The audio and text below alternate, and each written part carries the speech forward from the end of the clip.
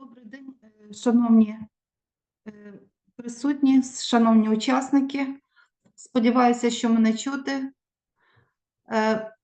Власне, я пропоную, будемо починати, а всі інші будуть під'єднуватися уже в процесі нашої зустрічі.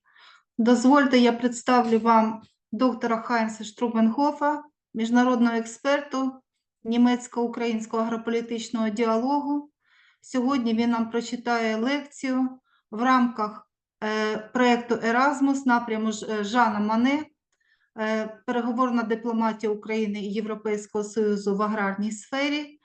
І його лекція буде стосуватися, власне, Європейського Союзу, спільної аграрної політики, подальшого розвитку, власне, сільського господарства і розвитку сільських територій. Це саме ті теми, які є надзвичайно актуальними на сьогоднішній день в Європейському Союзі. Так що, будь ласка, будемо вітати нашого гостя. І зараз, будь ласка, доктор Хайнц, прошу, ваше слово. Будь ласка, слухаємо вас. Дякую, Аліна. Доброго дня всім. Я дуже радий виступати сьогодні на даному заході. Дякую організаторам. Я буду виступати на англійською мовою. Thank you for your attention. Thank you for your interest this morning. My name is Haynes Shtrubenhof. I worked some years in Ukraine for the International Finance Corporation, World Bank Group, and the German government in the Ukrainian-German policy dialogue. Currently, I work for the European Investment Bank in Luxembourg and the German Bank for Reconstruction Development, KfW. So I would like to present to you some fundamentals of the European Union, the common agricultural policy, and the enlargement issues that are important for Ukraine. I will also give you some questions. So for some slides, I would like to activate you so that you have a certain opinion. So you may, in the comments, you may write your answer. So the first question is, next slide, please. What is the European Union? The next slide, please, Alena. So how many countries do we have in the European Union? It is 27. That's a lot. Yeah, so 27 countries with population of 447 million people. So it's a huge market, and there are certain principles of the European Union that are important to understand at the beginning. So the EU's objectives are laid out in the Article 3 of the Lisbon Treaty. The Lisbon Treaty is the basic fundamental act for the European Union, and there it is stated that the European Union will promote peace and freedom, security, justice, internal market, and so on. So it is not only a common market, it is more than a common market. It is a union with shared principles and values to ensure freedom and prosperity for all Europeans. So next slide, please. So we have the major principles are equality, human dignity, human rights, rule of law, democracy, freedom. I lived during the Maidan Revolution in Kiev with my family, so I understand that dignity is important for you. So the revolution of dignity, we understand. So human dignity is one of the things that is important. Equality doesn't mean that everyone would have the same level of living, but equal opportunities, the equal chances are important here. And the rule of law. The rule of law is one of the fundamental things. I explain a little bit later what this means. The next slide, please. Do we have the next slide? Yeah, we have some institutions that are sometimes a little bit difficult to understand if you only listen to the news, but in principle is quite simple. So we have the European Parliament. The European Parliament is the EU's only directly elected institution. So all Europeans vote for members of the Parliament. However, I cannot vote as a German citizen for a French candidate, and a French citizen cannot vote for a German candidate. So each country elects candidates in its own country, and the 705 members are representing the people's interests of the European Union. Then we have the European Council. The Council of the European Union consists of the heads of state or government, and this is the major decision-making council. So you see in the news that Macron and Merz and all the others, leaders of the governments, they meet in Brussels as the Council of the European Union. And also ministers meet in Brussels all the time. So the ministers of finance, the ministers of agriculture, the ministers of infrastructure, what have you, these are the Council of Ministers. And the Council of the European Union is very powerful. And then we have the European Commission. The European Commission is the independent administration of the European Union with commissioners. The head of the commission is Ursula von der Leyen. And then we have a few bodies that are also important. The Court of Justice of the European Union in Luxembourg, for instance, or the Court of Auditors. So that's the institutional setup. And next slide, please.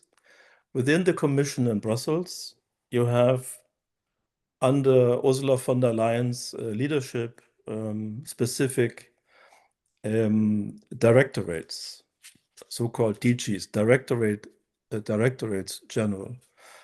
So, for instance, the Agriculture and Rural Development Directorate is called DG Agri. Then we have the European Neighborhood and Enlargement Negotiations Directorate, that's called, in short, DG NEAR. We have for food safety, we have DG Santé. We have for maritime affairs, fisheries, DG Mare. So the work of the Commission is organized in that way. And they are responsible for these policy areas. The Commission also has offices all over the world, so-called delegation office. So in Kiev, we have the EU delegation office. Probably some of you have been there. And the EU delegation office is comparable to an embassy at the national level. So next slide, please.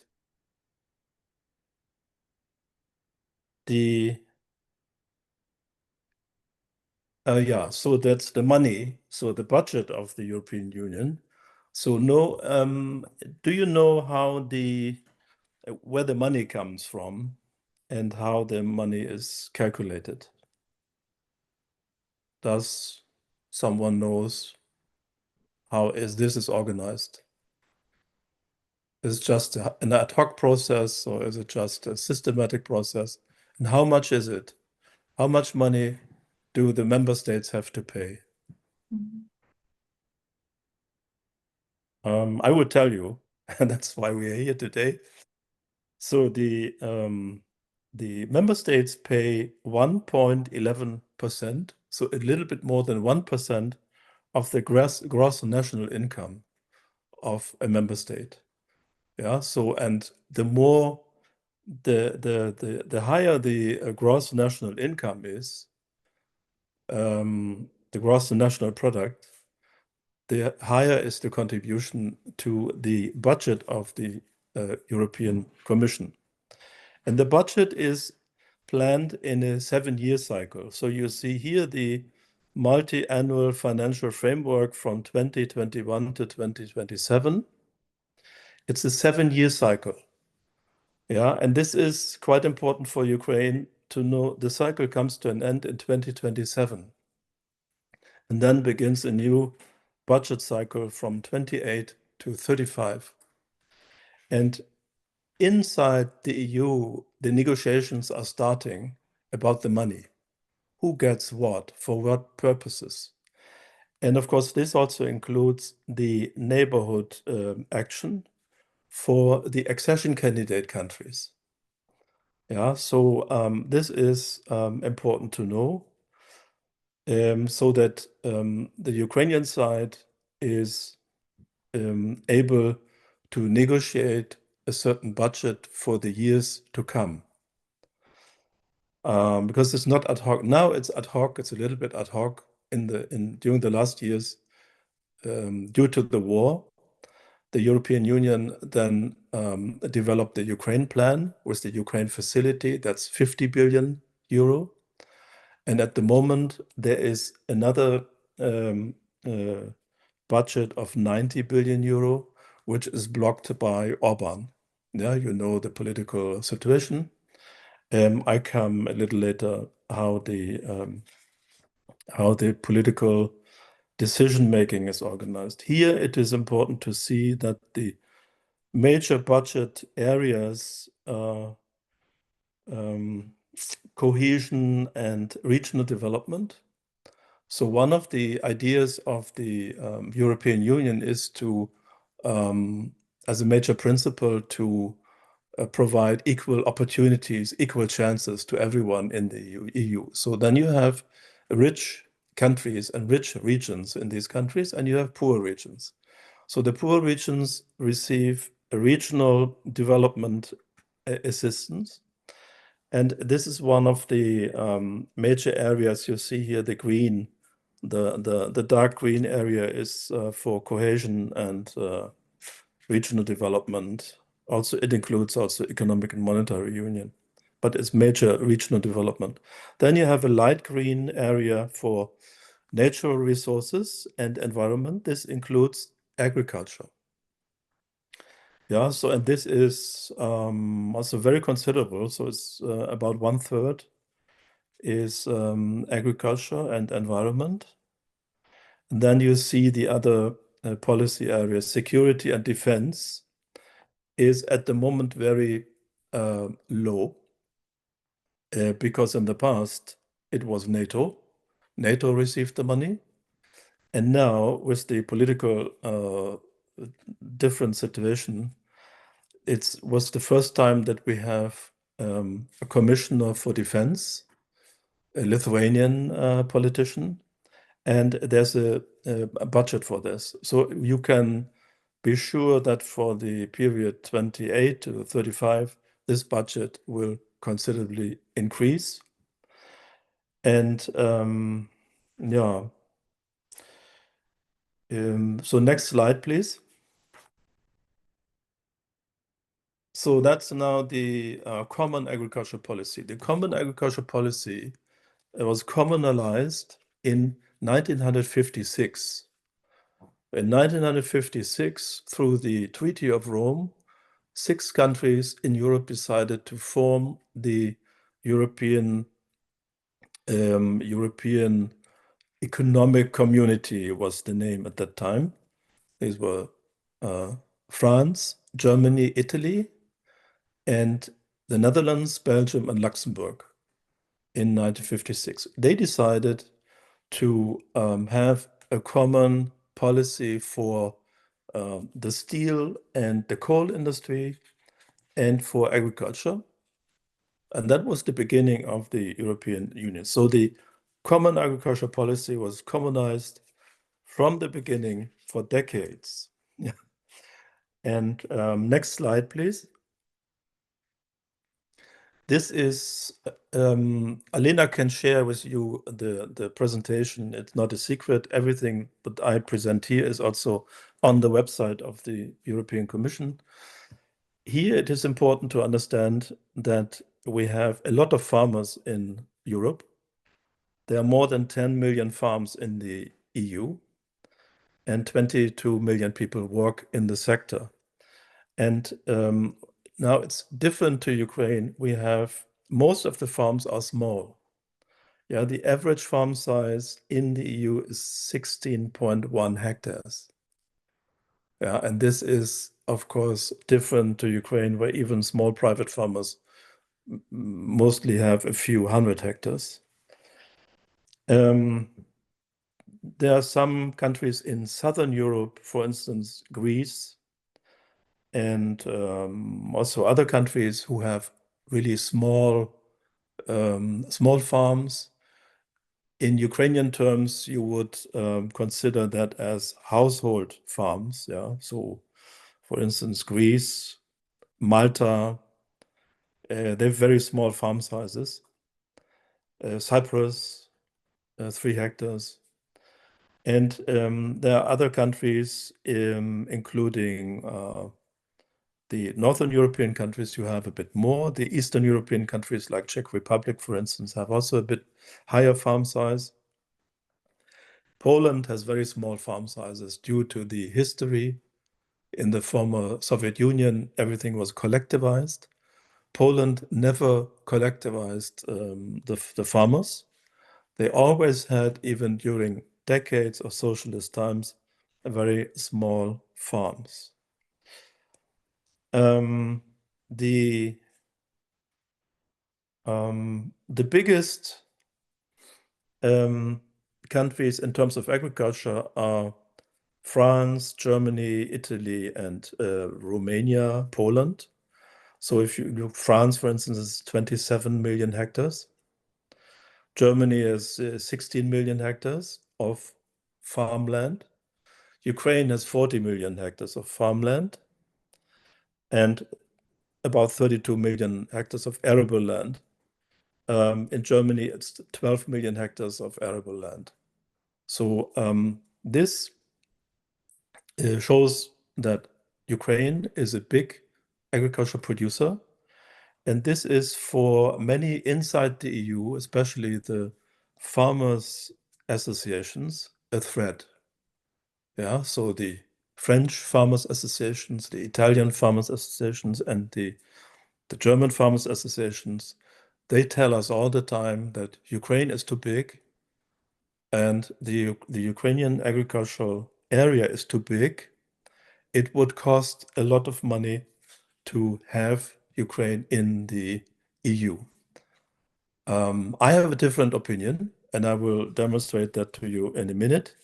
But that's the discussion that we have, and therefore I think it is very necessary that Ukraine, not only the government, but also representatives of civil society and farmers' associations are present in Brussels to know what's going on in the EU and to have a constant dialogue with not only with the Commission, but also with the member states and their representatives about policies. In the Common Agricultural Policy, there is a European association called COPA-COGECA. That's the Association of European Farmers and Cooperatives. And they are very mighty. And I've been with Ukrainian representatives from the government and also from farmers representatives in Brussels a few times. And it was always surprising for the Ukrainians how bluntly the European farmers associations represent their interests. Yeah, and this is very important to understand that this is about interest, and this is also about distribution of money coming from Brussels. Next slide, please. And because the common agricultural policy is based on 2 pillars. One pillar is direct income support, and the second pillar is about rural development. When it comes to the first direct income support measures were introduced 20 years ago, when the income support direct payments is about 40 billion euros per year to all farmers in the EU. And on average, the payment is 267 euro per hectare. This is quite a lot. So my sister is a farmer in Germany. She receives, I think, 250 euro per hectare for her farm. That's quite a lot. And this is decoupled from production. Whether you produce a lot or less, it doesn't matter. And this is the direct income support. And to get the money, farmers have to comply with certain environmental and social standards, and animal welfare and other things.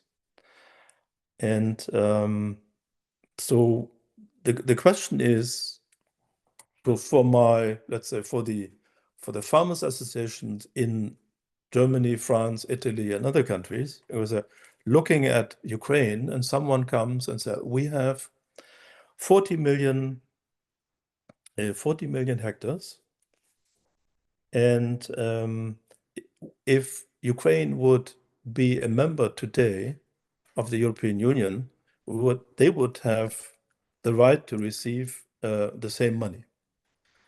And then the reaction is, oh, that's too costly. Yeah.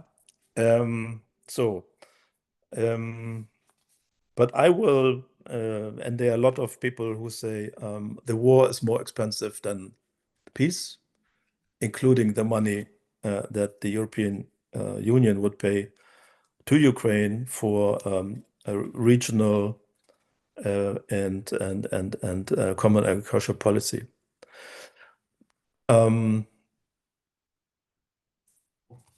I think also I should tell you what is the history of the direct payments. Why is the European Union doing that?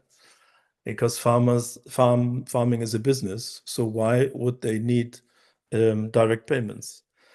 When the Common Agricultural Policy was established in 1956, the European market was a net importer of food products. It's unbelievable today, but that was the case. So the European Common Agricultural Policy at the beginning was an incentive for producers to produce. And the major instrument was market intervention, and market intervention with prices higher than the market prices to incentivize the farmers to produce. And the farmers over time, they were so successful that they produced lakes of milk and mountains of grain and oilseeds and everything. So, and the Common Agricultural Policy led to high cost, these lakes of milk and the mountains of cereals. And from time to time, the European Commission had to export these to other countries at subsidized prices, so with export subsidies. And this came to an end at a certain moment because export subsidies are very bad, and the WTO, the World Trade Organization, banned export subsidies at all. So the policy had to change, and smart people, smart commissioners, they say, okay, we change the policy. You European farmers, you work at market level, at global market level, but we compensate you for the policy change, and you get these direct payments. And these direct payments are in place for a long time, and they have survived. And now we have green movements, environmental movements in Europe, and they say, okay, if you farmers receive these direct subsidies, we would like that you respect certain standards for the environment.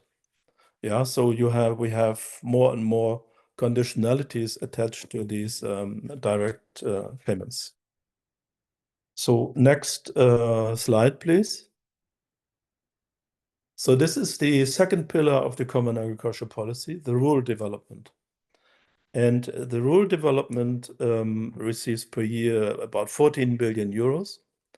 And the member states of the European Union are relatively free to choose which programs they support. So we see here a few examples what can be done. So payments to disadvantaged areas, so mountainous areas, poor rural areas. We have young farmer schemes. We have farm advisory support services, rural and village heritage schemes, producer groups developments. Yeah, so national governments, based on these priorities, they can support rural groups. And this is important. It's not only farmers. So the instruments for this can also include the rural population, just to avoid a depopulation of rural areas, to keep people in the countryside. I think this is extremely important for Ukraine. Even before the war, we had a depopulation, a migration from the villages in rural areas in Ukraine. The war intensified these problems, so that if we talk with mayors in Ukraine, they say we have a problem to keep our schools and our rural infrastructure in place. We have a migration problem, and this is so if Ukraine were inside the European Union, it would be, from my point of view, one of the areas where you would convince Brussels very easily that you need such programs and money for such programs. For the pillar one, the direct payments, it's a bit more difficult. Yeah, but because you have very many small farmers in the EU, and you have big farms and even holdings in Ukraine. And we had, when we had the German unification, we had these larger farms in Eastern Germany. Larger farms in Eastern Germany are 2,000 hectares. You have in Ukraine, you have farms with 120,000 hectares, so it's even bigger. But we had problems to justify payments to larger farms as direct payments. And it's understandable why, because they're very competitive. They realize economies of scale. So there are usually caps on the direct payments to larger farms. I can imagine that the European Commission, in its negotiations with the Ukrainian government, would say, we support farms, but we have caps at a certain farm size. Yeah, and then these farms above a certain area receive less than smaller farms. A second aspect is when Poland and Romania became members of the European Union in May 2004. They had also very big agricultural sectors, and there was also the same discussion that we have today. There is not enough money to pay the farmers in Romania and in Poland. And then we had transition periods of 7 years before Polish and Romanian farmers received the same amount of direct payments than other farmers in the European Union. So this, I would imagine that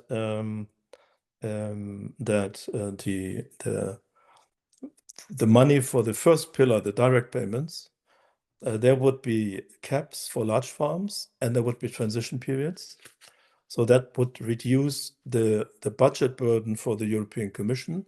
That would also facilitate the discussion with European Farmers Association that Ukraine is too costly for the EU, and that there is a lot of willingness, I think, to support the reconstruction after the war. So that's one area perhaps where Ukraine may have good negotiation chances. We know exactly, or more or less, the damage today. There's a Kiev Economic Institute that is calculating that regularly for the World Bank. It's more than 30 billion euros today. That's one area. And the second area is rural development.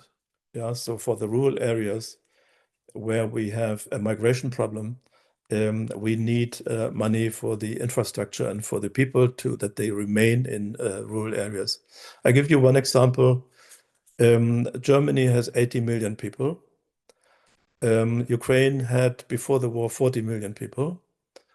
And Ukraine has 2 times the area of Germany. So the population density in rural areas is 25 in Ukraine is 25% of that in Germany. And you have to finance the rural infrastructure for less people. So that's a real burden. And I think there are good chances to implement instruments for rural development in Ukraine. Next slide, please.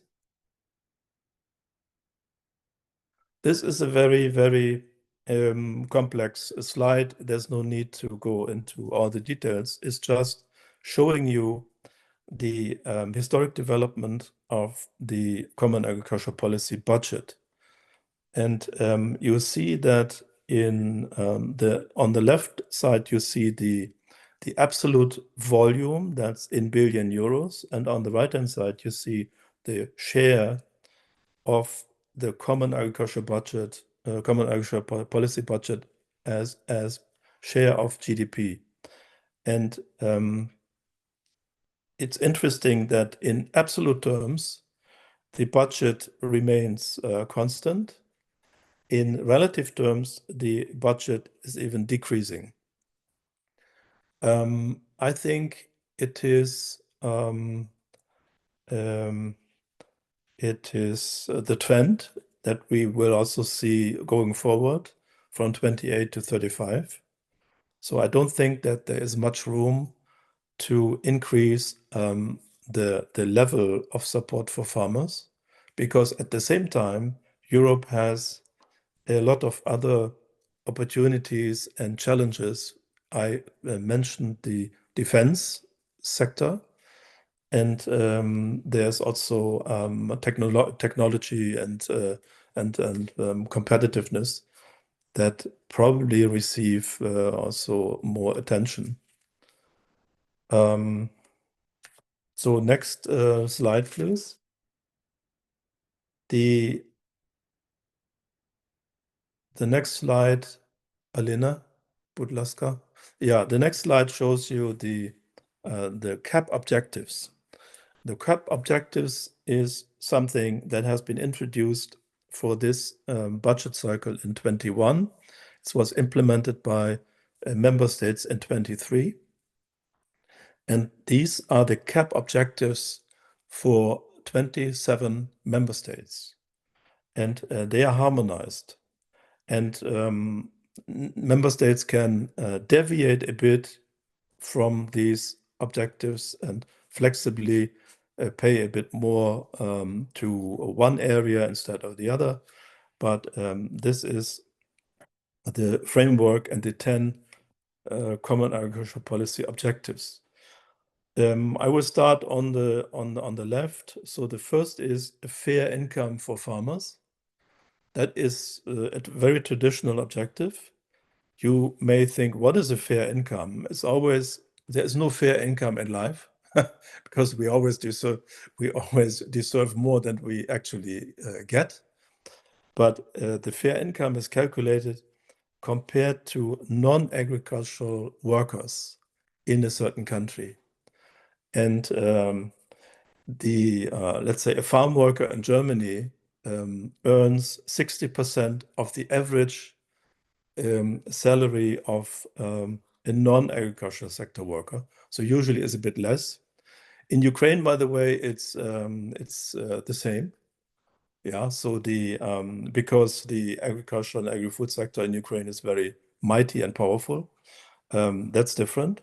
But it's very easy to achieve in Ukraine, I think. The second is competitiveness, and competitive means competitive value chains. And so the farmer in the value chain is you have the farmers, you have the agro-industry, you have the traders. And the objective is, of course, to have competitive value chains. Otherwise, it doesn't really make sense to produce. Ukrainian agriculture is highly competitive. And I always like the example of my sister who was producing a ton of wheat for 220 euros per ton. And a Ukrainian farmer I have seen is producing that for 120 or 150 euros per ton. So it's a highly competitive value chains. And now during the war, the logistics costs are very high and the export is difficult. So the competitiveness is reduced. But after the war, there shouldn't be any problem for Ukrainian farmers to be competitive. Then we have the objective to improve the position of farmers in the value chain. This is always the objective of farmers' associations and ag ministers in all countries, that the farmers get fairly paid from processors, for instance, from dairies, from meat factories. So that's one of the policy objectives, to have a fair position of the farmers. And then you have the green objectives. And green objectives, they become more and more important. One is the climate change. So the European Union wants to become climate neutral in 2050. So for Ukraine, I think this is a challenge, but also an opportunity, because some areas that would be important for Ukraine are irrigation. So irrigation in southern Ukraine is now in a very difficult situation, but the canals are there. And after the war, I think there is a lot of interest in investing in irrigation again. When I discussed this 2 years ago with the Ministry of Agrarian Policy in Kiev, we had an interesting exchange of views.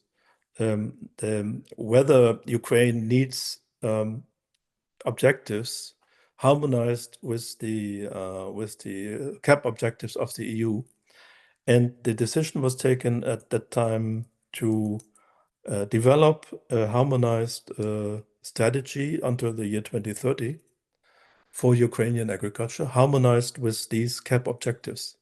So this strategy is you can find on the CapMin website. It's still there, and we had an interesting discussion. How can Ukraine support climate adaptation?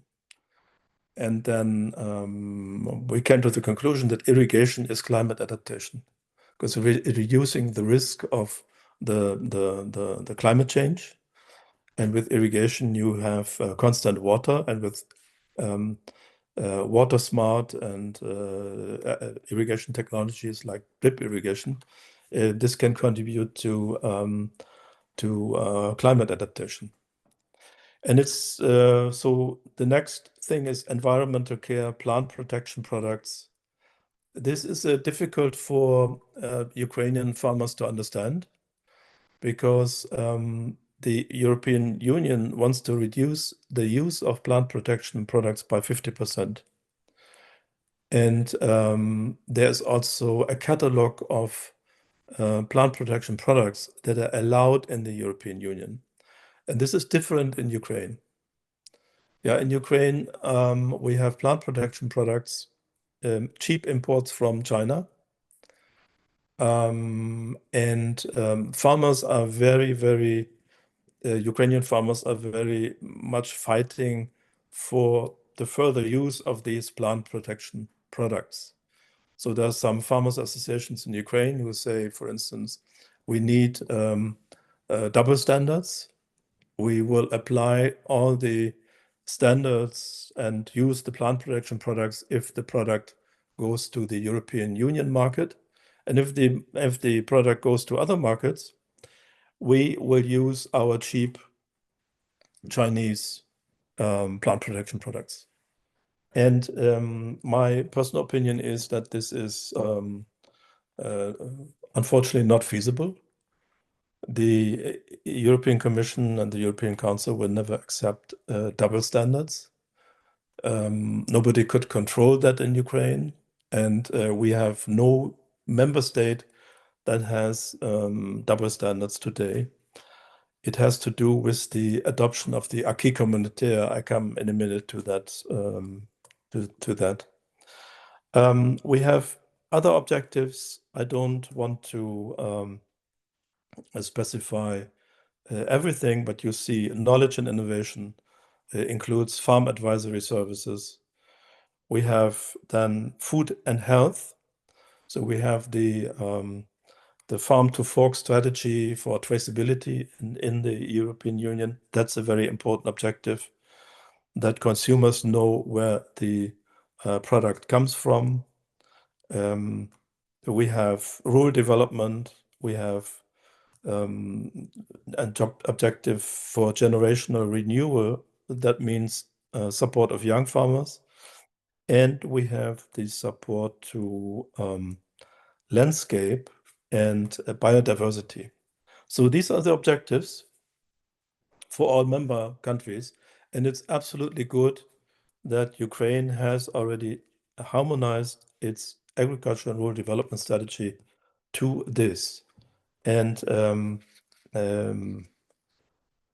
so this is already a good step. The next slide, please. The money from the budget, I think that's also good to understand. There are two funds. One is the European Agricultural Guarantee Fund, the EAGF, that's funding the first pillar of the CAP, including the direct payments. And we have the European Agriculture Fund for Rural Development, the EAFRDA, which is financing the rural development. This is interesting to know. And if you go to Brussels and discuss with civil servants in Brussels, they will all the time use these words, pillar 1, pillar 2, so you know what it is.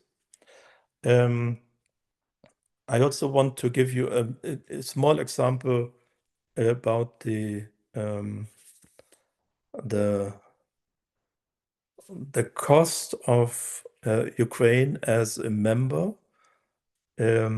So let's say, assume that Ukraine would become tomorrow, not next year, as Zelensky said, but tomorrow, became a member of the European Union. What would be the cost for the common agricultural policy, including Ukraine? So, and let's assume Ukraine would receive 250 euro per hectare, times 40 million hectares of farmland. that would give us an amount of 8 billion euros per year. For rural development and regional development, let's assume 4 billion. So we would end at 12 billion euro per year cost for the common agricultural policy applied in Ukraine. We may say that's a lot of money, and the money has to be shared with the other European farmers, because the whole budget will not really increase because of other reasons. But the 12 billion is comparable to the current EU funding of the Ukrainian budget through the Ukraine facility. The Ukraine facility is 50 billion for 4 years. So it's exactly 12 billion euros per year. So from my point of view, and I tell that all the time, my friends from the farmers associations in Germany and the European Commission colleagues, it is feasible to have Ukraine in the European Union. Agricultural finance, the finance of the common agricultural policy is not a constraint. If you add the cost for military finance, then it's very clear that peace with Ukraine inside the EU is cheaper than the current situation with the war. So next slide, please. Here you see one example of a strategic plan of a national government. So all 27 member states have this common agricultural policy strategic plans. If you are interested, look at it. Everything is open. And Ukraine, as I said, has this harmonized strategy until 2030. Based on this harmonized strategy, there's an action plan, Ukrainian action plan, to implement the strategy. And this is similar to the result indicators that we have in the strategic plans inside the EU. Next slide.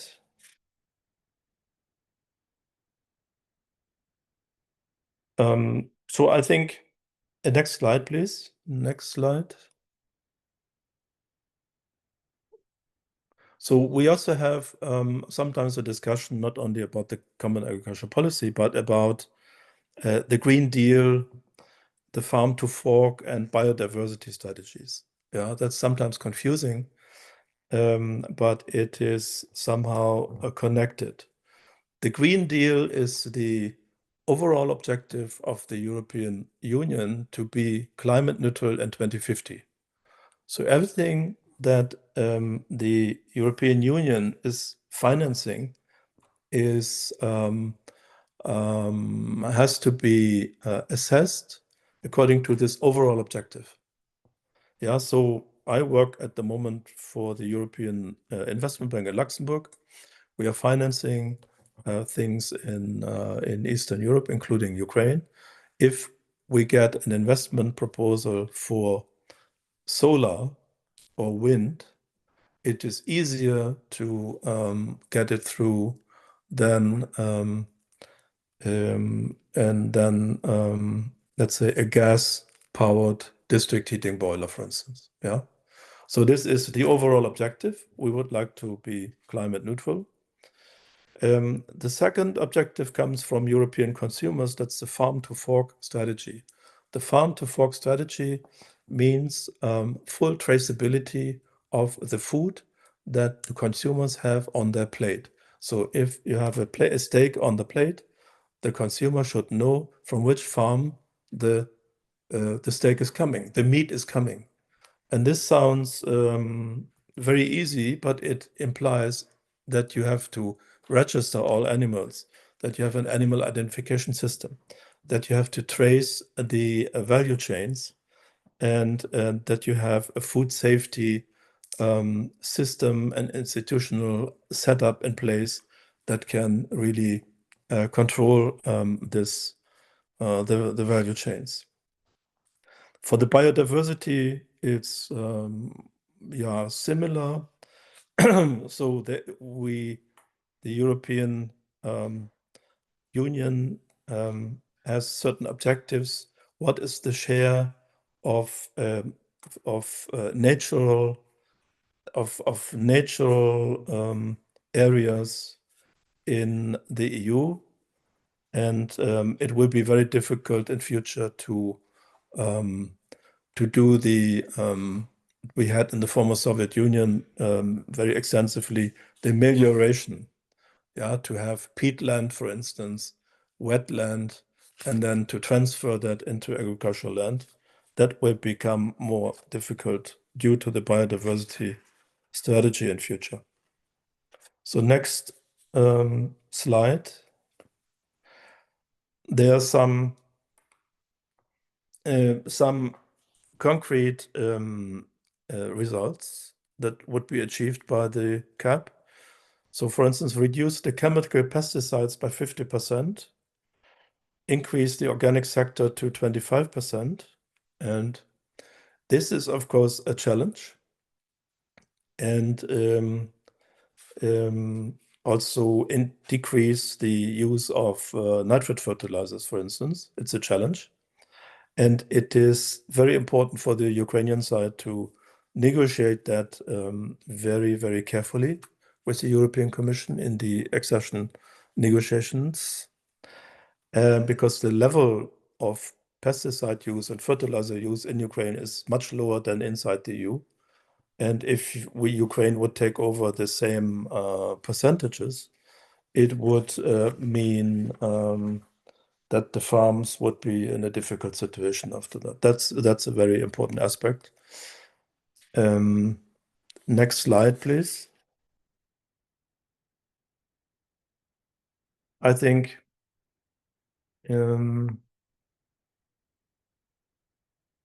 we will have. I think you can now, Alina, please. Go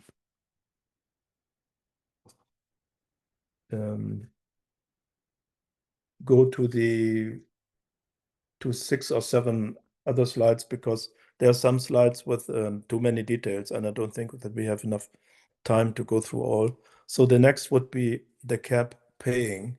So next slide further. And there is a slide called CAP paying 1. Yeah, next slide. Next slide. Next slide. The next one. So that's now very important. So imagine Ukraine gets the pre-accession status at the end of 27. Then Ukraine would have better access to funds from 28 to 23. For this, Ukraine would have to implement a common agricultural paying agency. Yeah, and this paying agency is a national institution that is responsible for administration of EU funds. So the funds that the EU is providing are not coming directly from Brussels, but they are managed in, let's say, in future in Kiev. And of course, this is a challenge because we must have an accreditation of such a paying agency in the Ministry of Agricultural Policy in the past. Now it's in the Ministry of Economy, and this is not yet done. But it's one of the things that the government of Ukraine has to do. In the EU, every country has either one single paying agency or several, like Belgium, for instance, has 2, and Germany has several because of the federal system. Next slide, please. Linked to the paying agency is the so-called integrated administration and control system. I don't want to explain this in detail because it's very complicated, but I want that you have heard these words, paying agency and integrated administration and control system. That's an interconnected set of databases used to assess the claims coming from farmers, for instance, and to control the whole system. And it is, I think, for Ukrainians who have a digital ministry and are able to organize everything digitally, it's not too complicated, but it needs a new thinking of those in power and of ministers and state secretaries and department heads in the administration, because they are no longer in charge. They cannot really hand steer things. They cannot decide on funds anymore. Everything will be automatic. And if that's not in place, Ukraine cannot become a member, because that's one of the basic things in the EU, to have control systems in place that are everywhere similar. The next slide, please. Next slide. There's one further thing very important for Ukraine, is a land parcel identification system. Ukraine privatized the land in 2000, and then we had, let's say, only 2 years ago, the opening of the land market, first for 100 hectares, now for 10,000 hectares. It is important for the subsidies, for instance, that go through rural areas or go to producers, that you check them. Yeah, so that needs land parcel identification system, that you exactly know and can control. If the farmer says, I have 30 hectares, I get a certain subsidy in form of direct payments, that the administration can control this by such a system. And this system is in the making, and it's also, I think, for Ukrainian government is not too difficult to do that. During the war it is constrained because of the information that can go out, because of the war situation. But after the war, such a land parcel identification system is a must for the common agricultural policy. Otherwise, you cannot control the request. Next slide. There is a farm accountancy data network in every country. In future, a farm sustainability data network. This is also a must. It's a monitoring system that you say what we monitor a network of farms and see how they work and what is the level of their economic development. This is a must. Ukraine started to have a pilot I think, in the Poltava region, and it is a necessary thing to have before the accession. So that was a lot about the common agricultural policy, and believe me, if you don't understand everything, that's normal, because the common agricultural policy is one of the most complicated policy areas in the EU. And you can use the presentations that I delivered, but and there is a lot of information on the website. But the most important thing is to talk and to have a dialogue. And that's why I think it was very important that, for instance, the Ukrainian Business Club representing the agri holdings opened an office in Brussels. It is very important that we have government officials and farmers representatives going to other countries inside the EU to exchange views, how they did the accession in the sector. So if you have the chance to participate in such exchange visits to Bucharest, to Warsaw, to Brussels, to Berlin, to Paris, just jump on the train and do it. Because we all learn by let's say, learn a lot by exchanging views with people from other countries. So the next slide is, now we come to the EU enlargement and the acquis communautaire. We have, let's say, when Zelensky said, we want Ukraine next year in the EU, Merz, the German chancellor, reacted immediately and said, you need to fulfill the Copenhagen criteria. And the Copenhagen criteria, what he meant was Copenhagen criteria were established in 1993. These are 3 criteria, and these have to be fulfilled by the accession candidate countries.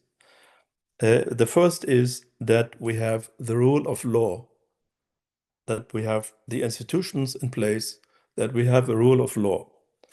I think you know better the situation in Ukraine, whether all the judges and the things are clean or not yet. Yeah, so but this can be achieved. Yeah, it's can be done. The second is a functioning market economy, competitive. I think this is for Ukraine not too difficult. The third Copenhagen criteria is the adoption of the acquis communautaire. And the acquis communautaire is the summary of all the body of the common rights and obligations that is binding on all the EU member states. So in principle, it's the EU law. And you have, in the EU, you have either regulations, and the EU regulations are direct law in the member state. That's a big advantage or disadvantage, because national parliaments cannot longer decide what they want. Yeah, so it's yeah, and then you have directives, EU directives that have to be adopted and translated into national law. These are the 2 things that you have: regulations and directives. That's not too complicated, but the thing is that you have tons of regulations and directives in different areas that have to be adopted now, in this case, by Ukraine. Next slide. And you see that we have a lot of areas. So from foreign and security policy to environment, climate, to common agricultural policy, to free movement of goods, free movement of people, free movement of capital, everything. And everything is regulated. Yeah, and that is, at the same time, is a good thing, because national lawmakers cannot change it from day to day, but it's also a burden, because it is a lot of legal work. So next slide, please. So becoming a member of the EU means, so we have candidate countries. Ukraine became a candidate country in 2022, Moldova as well. And then we have candidate countries for a longer period, the Balkan countries. And then Turkey is a potential candidate country. Potential means in the EU slang that Turkey will never become an EU member. Yeah, so we have potential candidate countries, and we have candidate countries, real candidate countries. So next slide. So the candidate countries must accept the acquis communautaire before they can join the EU and make the EU law part of their own national legislation. And the acquis is divided in 35 policy fields, so-called chapters, and 6 thematic clusters. So the chapter 11, for instance, is agriculture and rural development. The chapter 12 is food safety, veterinary, and phytosanitary. The chapter 13 is fisheries, and so on. So you have 35 chapters, and all these chapters need to be in line with the EU. And this is a very heavy work and very heavy burden. The next slide. And the work is then organized in 2 steps. One is the screening, and the second is the negotiating positions. The screening was based in Ukraine on a self-screening exercise. I think that was done in 2024. And the screening has been done, I think, last year. And the Commission carries out a detailed examination together with the candidate country of each policy field, of each chapter, and determines how well the country is prepared for the accession. And this is then documented in a progress report. And when the screening ends, the next step is the opening of negotiation chapters. And for the opening of negotiation chapters, the accession candidate countries needs to state its negotiating positions before the negotiations can start. And this is, I think, now ongoing. And the problem with the opening of negotiation chapters is that the European Council has to agree on the opening of certain chapters. And that means that countries like Slovakia or Hungary, who are not the friends of Ukraine at this moment, of course, we hope for change in Hungary, but at this moment Orban is more a Putin friend than a Zelensky friend, and they can block at the European Council the opening of the negotiation chapters.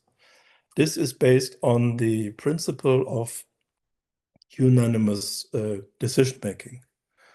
The unanimous decision-making will change in future at the Council. This is very clear.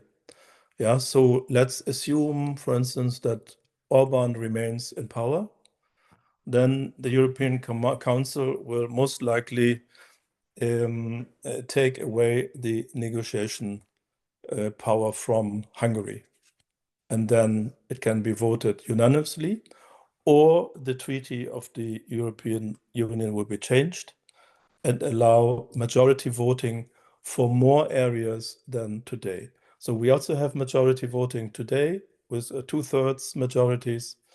But for the most important political decisions, and the accession to the EU is very political, there is unanimous decision-making.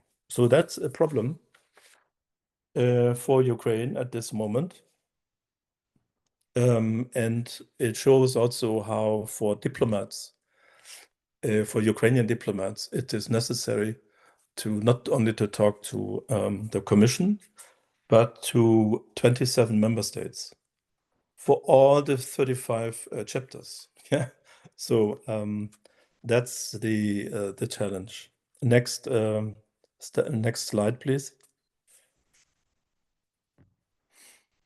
So we have the membership negotiations, how this is organized.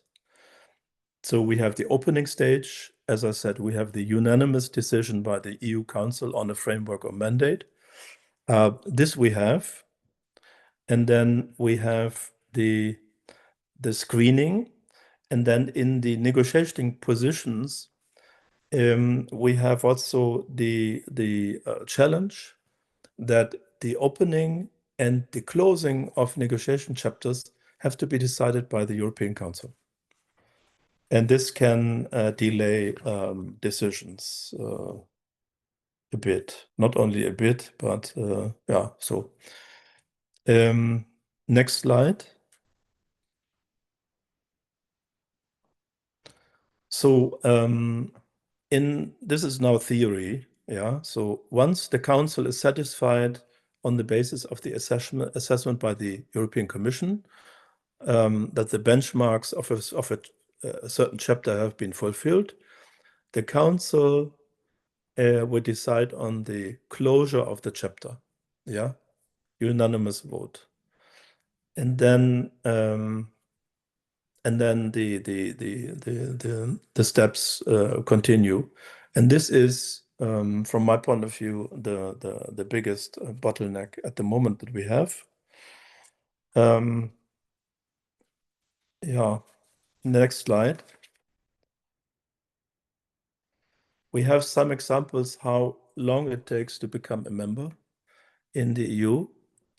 It is not possible to anticipate how long the accession process will last.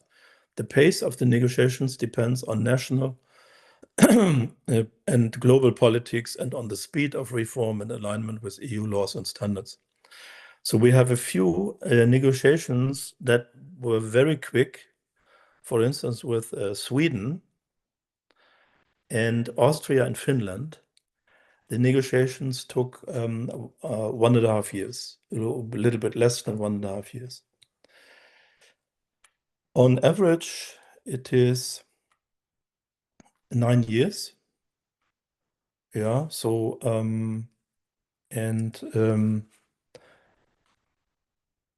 so that means it is realistic to consider that the negotiations will last years and not months. There is perhaps there is a solution because Ukraine is at war. So there was this this proposal from the Americans inside their 15-point Trump plan that Ukraine becomes a faster member of the EU. But the Americans don't understand the acquis communautaire, so the Europeans immediately said, no Copenhagen criteria, we cannot really accept a membership of a country that has not fulfilled the acquis communautaire, because that would then undermine the basis of the EU, because the basis of the EU is a common body of legislation. Yeah, so there is no way to avoid the adoption of the acquis communautaire. So yeah, I think I close here because there are some additional slides on the programs with accession candidate countries. So in principle, it's possible to get money from the EU before the accession. If you have, let's say, some things in place like the paying agency, if you register your farmers, if you do this and do that. And that's very beneficial. But I think I will close here and then we may open the discussion, because I see that I used more than 1 hour already. So what I can say is that in summary, the European Union is based on shared values and principles. So there's a consensus that Ukraine is an accession candidate country. There is also a consensus that Ukraine has to fulfill the conditions. That means the acquis communautaire, and this should be in realistic terms assessed on both sides. So for European farmers and European people who are afraid of a larger union, including Ukraine, we tell them all the time that Ukraine is not a threat, but it is an additional benefit in terms of security, in terms of competitiveness, and it is also feasible to include them in the common agricultural policy and in the regional development policy. It is feasible to finance the accession. On the Ukrainian side, we tell Ukrainian partners all the time that there is no way to deviate from the EU standards. For instance, we tell Andrei Dekun, representing the farmers in Ukraine, that double standards for plant protection products are not acceptable for the European Commission or the European Council. So going to Brussels with such a negotiation position would be an illusion. We also have to tell all Ukrainians that this is not a matter of a political decision of a president. We want to become a member next year. It is a more complicated process to adopt the European values and to adopt the European legislation, the acquis communautaire. Without that, it is hardly feasible that the European Council will decide on the membership. This we know from other membership negotiations with the Balkan countries, for instance. So thank you very much. Дякую всім. It was very interesting to share with you my knowledge. I'm available for further questions. You can share the PowerPoint presentation. Everything is public domain. It is not a secret. And if you have questions after this call, you can also send me your questions by email or by social media. No problem. Дякую. Дякуємо доктору Хайнцу Штрубенхофу за таку цікаву лекцію. Я думаю, що багато дуже інформативної інформації і презентацію, яку він надіслав, ми доєднаємо до запису цієї лекції, зможете її переглянути, більш детально ознайомитися. Там коли я дивилася, зауважила, що там сама найновіша інформація, що стосується якраз спільної аграрної політики Європейського Союзу. Шановні учасники, хто залишився, дякую. Будь ласка, можливо, хтось хоче поставити запитання. Прошу. Да, Наталія Шевченка хоче поставити запитання. Прошу вас, Наталія. Hello everyone. I want to say thank you for this interesting lecture, and maybe we can see for this information outside maybe interesting information, and you speak about agriculture sector, and I have a question. In your opinion, of course, what will be advantages and disadvantages for the EU when Ukraine becomes a member European Union? Maybe plus and minus one or two, particularly of course agriculture sector. And thank you that you share these slides. It's very interesting. Yeah, thank you, Natalia. The slides come direct from the Commission, so I think they should be okay. The benefits for the EU, including Ukrainian agriculture, is that Ukraine is already today a world power. So more than 50% of the sunflower oil in the world come from Ukraine. Ukraine is also an exporter of wheat and barley and a lot of grain. And the EU is also an exporter of these products. But together, the EU plus Ukraine will become even mightier, a superpower on world agri-food markets. And this is an advantage. And I would say also the advantage is that the Ukrainian membership would trigger a certain reform process in the EU, because the common agricultural policy is very old, and the farmers are very adamant. They're protesting all the time to change anything. But with the inclusion of Ukraine, with the highly competitive larger farms, with the export via the Black Sea ports to the whole world, there is a certain challenge for European farmers to become competitive. Yeah, and to not to, if you have, let's say in Bavaria, you are a cow farmer with 10 cows or 15 cows, it is clear that this has no perspective in the long term. And they should acknowledge that. And this would give us in Europe a certain realistic understanding of the perspectives of the farm sector. If we remain always and we cement the existing structure without any structural adaptation, we have reduced technological change. We have reduced generation because a young guy looking at his father and say, "You have 15 cows.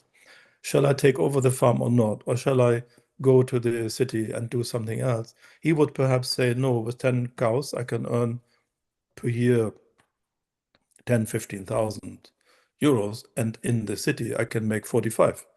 Yeah, so and that even if he would love agriculture, he would go to the city. And this is also not good for rural areas if the most intelligent people, if the smartest people walk away. So these are the positive things that Ukraine can bring to the EU. And I tell this my friends from the Farmers Association in Germany all the time. Thanks. Thank you.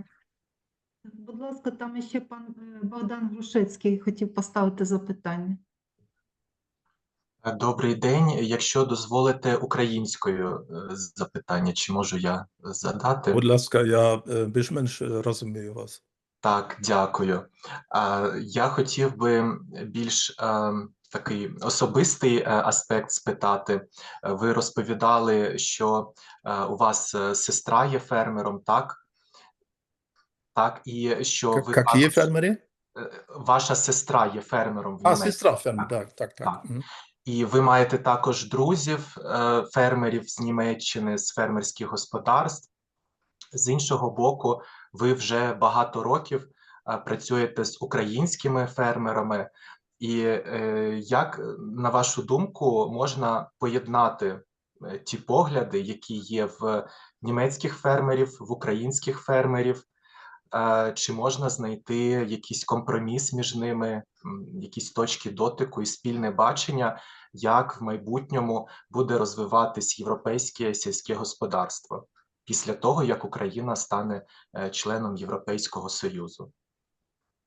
Yeah, дякую. So I will answer in English. It's a little bit easier for me.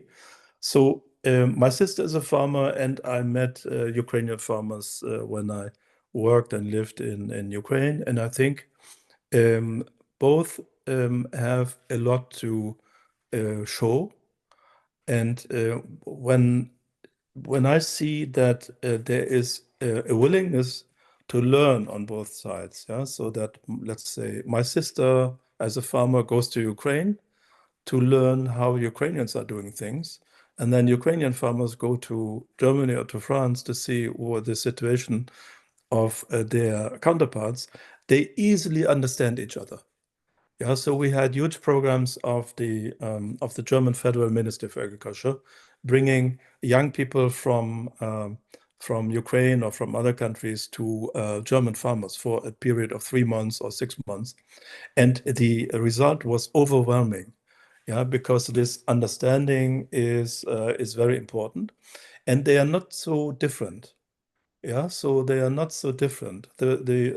On average, you have larger farms in Ukraine. They are more commercial. They have to because they get less money from the government, and they understand each other very well. The problem is more on the political side and on the administrative side. But on the farmers themselves, they like to go to other farmers, to ask, how are you doing this, how you are doing that. That's usually a very good measure also if to finance exchange programs that everyone learns from each other. And in some areas, Ukraine is even advanced compared to the EU. There are two areas. One is digitalization. Yeah, and you have this drone digitalization thing in Ukraine, which is the best in the world now. And then we have agriculture. And the agricultural productivity in Ukraine is higher than in Germany. That means my sister can learn something from Ukrainian farmers. And this is good. So there's no need really to, let's say, for Ukrainian farmers to become a European farmer.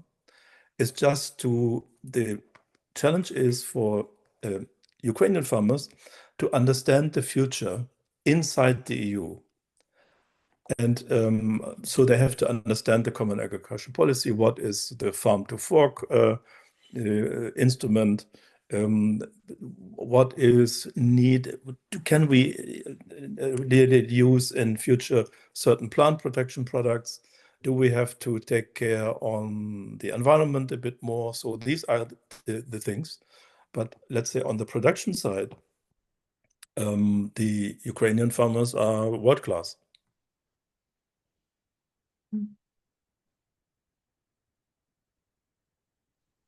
Дякую.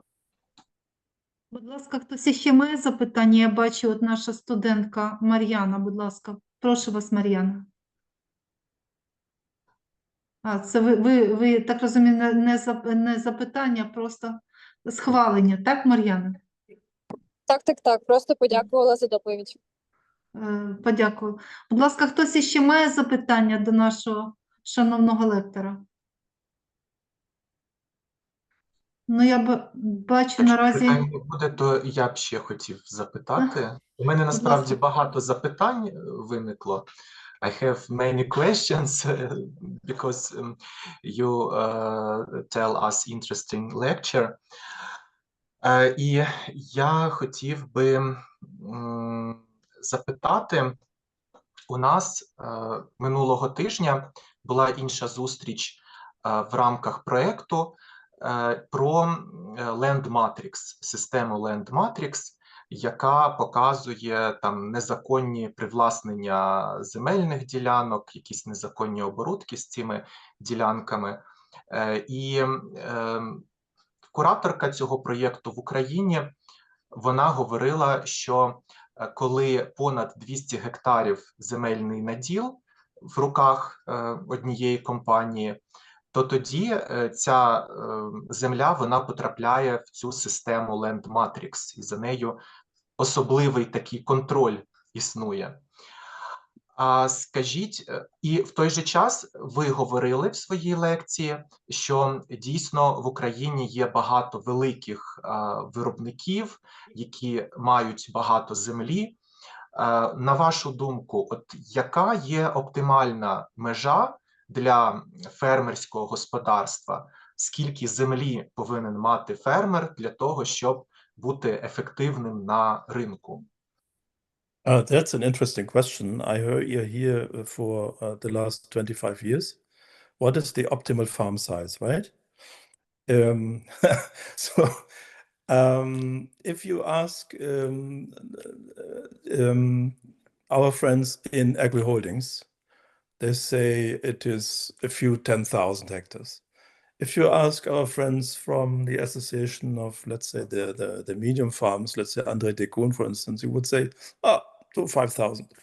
And if you would ask the private farmers association, they would say, oh, you need at least 500. Yeah, so it's different. If you ask banks, they what would you finance? and I think that's a good indicator what is the optimal farm size in Ukraine. In the past, they said 1,000 hectares.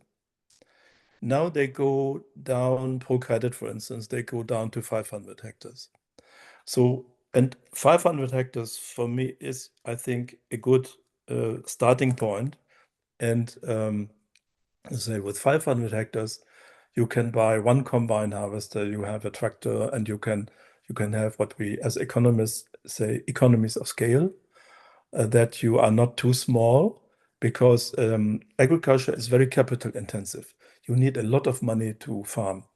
Yeah, tractor, combine harvester, this and that, and you need this. And even a 500 hectare farm has sometimes a needs of, let's say, 100 euros per hectare for the running costs per season already. So if you finance 50% of that, gives you already 500,000 euros or 250,000. So that's a good client for a bank. And that's a good indication about the minimum that you need to have. And compare that with Europe. I gave you the figure 13 hectares is the average in Europe. Yeah. So again, Ukraine is in a much better position than most of the countries inside the EU. Because even private farmers, if you talk to them, they have this size. The problem in Ukraine are the household producers. There are many households who produce potatoes, milk, and other products. So if you look at the official figures, sometimes 70% or 80% of the milk come from small households with 2 or 3 cows.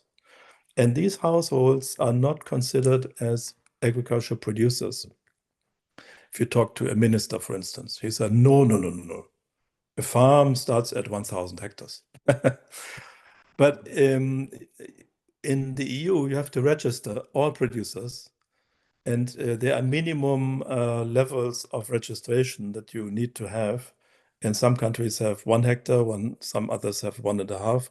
Or 2, but you have to register all these small household producers, because they are important producers for vegetables, for fruits, and for milk, and for what have you. So they are now neglected. These small households of 2 hectares or 3 hectares, and there are so many in rural areas, and there you need a better policy and more money to support the small households and rural development, and with the idea and the objective to keep people in the countryside so that they make their living in villages. And you have to finance the infrastructure. That means schools, Midpunkt, plus roads, of course. And then you have to look at the people and say, how can you make your living in the countryside? As an old person, yes, you remain there. Even if you are poor, you remain in the villages. But how can you develop certain a living perspective for young people, that they remain in rural areas? That's the big challenge. So sorry for deviating from your question, but it comes then automatically. Then you say, what are you, if you define a certain minimum size of farm, let's say 500 hectares, I would say, what are you doing with the smaller ones, with the households? And these are millions of households, millions, yeah. And one last position, what is, there is no ideal farm size, and Ukraine is so big, there is room for everyone. There is room for the holdings. There is room for the medium-sized farms of 5,000 hectares. There is room for the private farmers of 500 hectares. All of them have a certain role to play. The bigger agri-holdings, for instance, in the value chains, in bringing technology, cutting-edge technologies to the sector.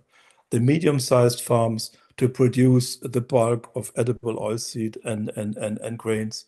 And the smaller farmers and the private farmers have a very important role to play for rural development because these are the mass of people who are living in the countryside, and Ukraine cannot live without people in villages. It's impossible. You can use drones for some things. You can use robots for some things, but you need tractor drivers. You need people who work in a tomato factory in a village. Yeah, so that's a real challenge, and it is aggravated by the war, because we have people who migrated to other countries and out of rural areas. That's the major challenge, and that's why I'm so focusing on rural development programs, where the EU has really programs available that can be applied. And we now have, let's say, a political environment where, let's say, lawmakers and policymakers, if you talk to them, they say it is agricultural production. But EU policy is agriculture and rural development. And the EU is willing in the future to help Ukraine a lot in rural development. Yeah, and this is so important for the country.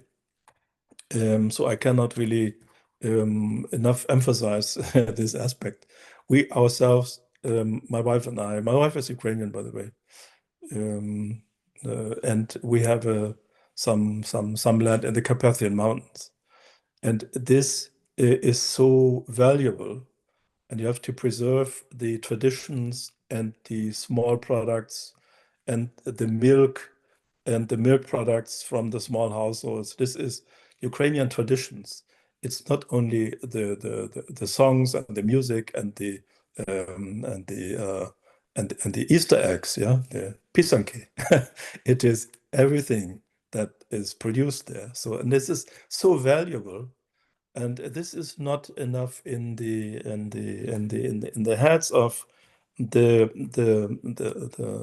policymakers and the lawmakers, because they always think in money terms first and the production first. Yeah. Thank you. Дякую. Thank you very much. Будь ласка. Будь ласка, ще хтось хоче поставити запитання? Ну, я думаю, що запитань насправді виникає дуже багато. У мене теж ціла низка запитань є. Many questions, господи. Ну, тим не менше, хочу зазначити, що, будь ласка, запитання хтось ще хоче поставити? Хайнца, можна я вас запитаю? У нас нещодавно було з студентами, магістрами заняття, і ми обговорювали питання, наскільки Європейський Союз взагалі готовий прийняти Україну, яка є фактично аграрним монстром на фоні Європейського Союзу. Чи не створює, ми бачимо активні протести фермерів найближчих до нас країн, там Польща, Угорщина, інші країни. От наскільки скринінг – це дуже добре готовності України. А на практиці, практика вона ж відрізняє, наскільки Європейський Союз готовий прийняти Україну в плані аграрного сектору? I think there is a lot of goodwill in EU countries because they see how Ukrainians defend their sovereignty, their freedom against the Russian aggression. So there's a lot of sympathy and goodwill. The problem is with the Farmers Association inside the EU, they see indeed Ukraine as an agrarian monster. So the German Farmers Association, the French Farmers Association. I will never forget 2 years ago, I went with the Ukrainian delegation to Brussels, and we met with a lot of people, including Kopa Kozheka. Kopa Kozheka is the umbrella organization of European farmers associations. And then the Italians and the Romanians and the Polish, they started shouting. They started shouting, we are flooded by Ukrainian products and this is not good and this is decreasing the prices. And the Ukrainian delegation, they were really shocked. But during the last 2 years, I think the Ukrainians and the government reacted in a very adequate way. For instance, by let's say, telling the government in Warsaw and Poland or in Bucharest, if you don't want our products, let's say the feed wheat or the maize that goes to the Netherlands and to Germany to feed the livestock there, then we will negotiate with you a bilateral agreement, and it will only be in transit going through Poland for a certain product that you don't want. And this is very, very smart, and Ukraine offered that to all EU member states, so that the real threat is not really there. It is more a propaganda thing, yeah? It is campaigning, and that's why it's also, on top of that, is also important for Ukraine to develop anti-campaigning. Not only say, okay, we are the poor Ukrainian farmers and they don't understand us and they consider us as agrarian monsters, and this is very bad, but to develop on this an active, proactive strategy. How can we campaign? This is ongoing, and I think the Ukrainian Farmers Associations, they learned it already. I'm invited in, when is that? In end of April to an event in Frankfurt, where we have Ukrainian entrepreneurs from the agri-food sector meeting German and European agri-food entrepreneurs, and they talk. They talk about the challenges, but they also talk about opportunities, including future investments in Ukraine. Yeah, and and I think that's a good strategy in the campaigning. First, is Ukraine an agricultural monster? No, it's not a monster. It's a powerhouse, and it's good for the EU to have Ukraine. And if certain countries don't want our products, we don't deliver it to these countries, but we deliver it to those who ask for the feed.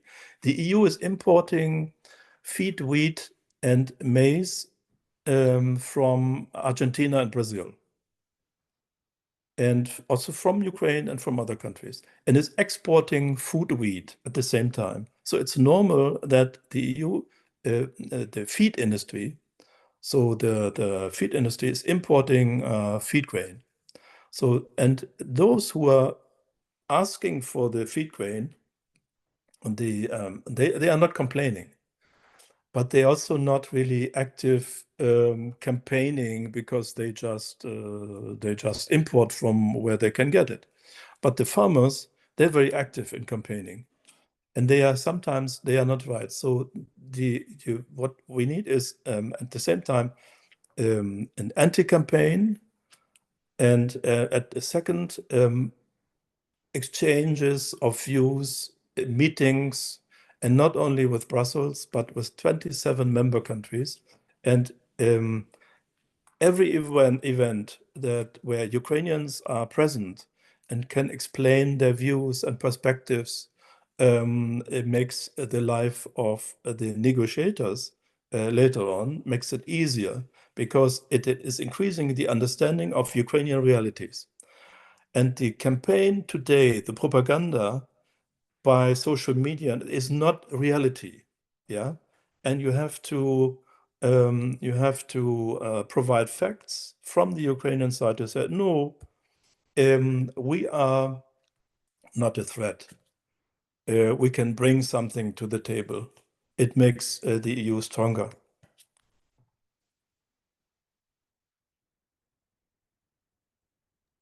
Дякую за відповідь. Будь ласка, ще хтось хоче поставити запитання? Ну, ми вже так тривало зустрічаємось, вже у нас зустріч тут більше, ніж 1:40 триває. Думаю, що будемо закінчувати. Щиро дякуємо нашому шановному лектору, шановному доктору Хайнцу Штрубенхофу за таку дуже цікаву, мені здається, і інформативну якраз зустріч. прекрасний аналітичний матеріал у презентації. Ми доєднаємо до запису на YouTube і розмістимо на наших соціальних сторінках якраз. Всі бажаючі зможуть переглянути презентацію. Ну, а ми будемо дуже раді продовжити нашу співпрацю із доктором Штрубенхофом. Будемо запрошувати на наші якісь івенти, які ми там плануємо в подальшому. Ну і дякую всім за участь. На все добре. До зустрічі. Ja, дякую. Дякуємо, до побачення. Дякую вам. До побачення. До побачення. І Дякую. все буде добре. Дякую, да. Спасибі. Так. Під'єднується. Мгм. Це буде Україна. Да. Дякую, да. Ну.